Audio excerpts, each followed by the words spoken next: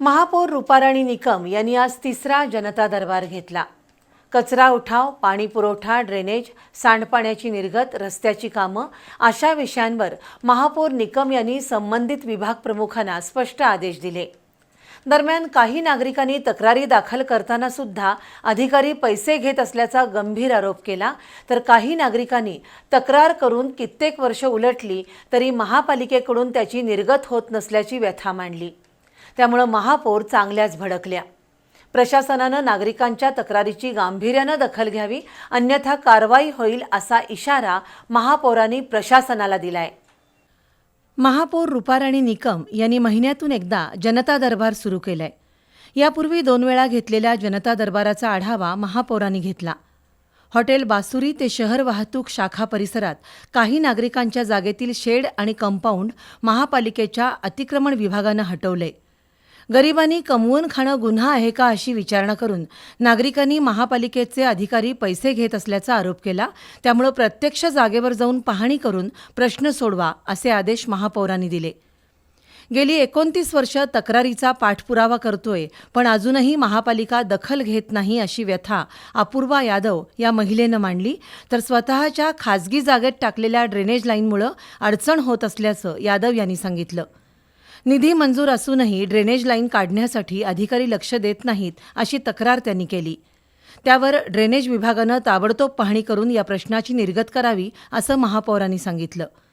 2019 मध्ये पाण्याच्या कनेक्शनसाठी अर्ज केला होता, पण अजून पाणी मिळालेलं नाही अशी तक्रार एका नागरिकानं केली। जल अभियंत्यांनी स्वतः लक्ष घालून लवकरात लवकर पाणी कनेक्शन द्यावं अशी सूचना महापौरांनी दिली।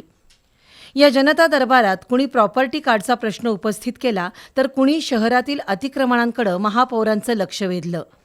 रंकाळा स्टँड ते राजकपूर पुतळा या रस्त्यावर अनेक अतिक्रमणं झाली असल्याची तक्रार नागरिकांनी केली, पण येत्या 8 मे रोजी रंकाळा प्रश्नावर बैठक घेण्यात येईल, त्यावेळी हा विषय मांडावा असं महापौरांनी सांगितलं। हॉकी स्टेडियम ते जरगनगर रस्त्यावरील अनाधिकृत केबिनवर कारवाई झाली पाहिजे अशी मागणी काही नागरिकांनी केली। निर्माण चौक ते जरगनगर रस्त्याचं काम बंद असल्यानं वाहनधारकांना त्रास होतोय।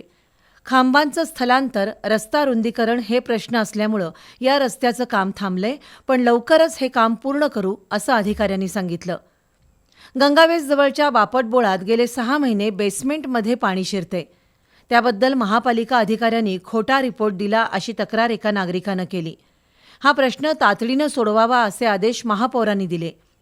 दुसरीकडे लक्षतीर्थ वसाहतीमधील डीपी रोड ते दुर्गामाता रोडचं काम अर्धवट झालंय, तसंच या रस्त्यावर मोठ्या प्रमाणात अतिक्रमण झाल्याची तक्रार दिलीप साळोखे यांनी केली। तर प्रथमेश वडर या व्यक्तीनं आवास योजनेतील ना हरकत दाखला अजूनही मिळत का नाही याबाबत विचारणा करून थेट महापौरांनाच लक्ष केलं। यावेळी महापौरही आक्रमक झाल्या। नागरिकांनी सौजन्यानं बोलावं असं सुनावत महापालिका प्रशासनानं नागरिकांच्या प्रश्नांवर तातडीनं मार्ग काढावा असं महापौरांनी अधिकाऱ्यांना सांगितलं। रस्ते नव्यानं बनवल्यानंतर पाईपलाईन किंवा ड्रेनेज लाईनसाठी पुन्हा उकरले जातात, रस्ता करण्यापूर्वीच ही कामं का होत नाहीत अशी विचारणा नागरिकांनी केली। त्यावर महापौरांनी आपलंही हेच मत असल्याचं सांगितलं। शहरातील ड्रेनेज आणि गटारीच्या कामांवर प्राधान्यानं लक्ष द्यावं अशी सूचना महापौरांनी केली। यावेळी अतिरिक्त आयुक्त रविकांत अडसूळ, शिल्पा दरेकर, उपायुक्त परितोष कंकाळ, शहर अभियंता रमेश मस्कर, जल अभियंता हर्षजित घाटगे यांच्यासह विभाग प्रमुख उपस्थित होते।